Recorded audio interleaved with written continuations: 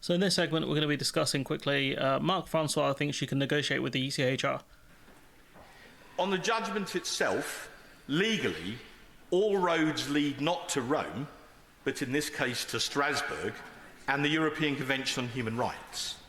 The convention was drafted for perfectly honourable reasons in the aftermath of the horror of the Second World War, but over 70 years ago, and it's now clearly been overtaken by events and international migration flows. So hasn't the time... What's he trying to allege there? That the judges are like being taken over by immigration or something? It doesn't make any sense. Like it was set up to protect specific rights, and it's still doing that.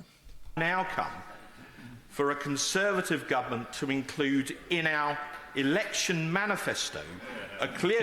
You're an independent, bruv. Last time I checked, you're not. I don't think you're part of the party.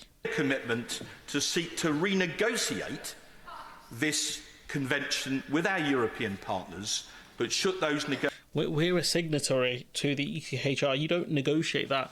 You're either in or you're out. The only problem is our trade agreements and other agreements include the ECHR. The Good Friday Agreement includes the ECHR. You're either in or out. You know, there's no in between. You're not negotiating with a court. We can take ourselves out of the ECHR. That comes with a load of consequences. But this idea that we're going to walk in there like we're big dog, you know, and we're going to negotiate with the ECHR is just fundamentally ridiculous. Like this is worse. This is worse than the Brexit agreement. This is worse than the Brexit argument. Sorry, because this one even makes even less sense because we can just leave it. It comes with a ton of consequences, and you know you're not going to like it.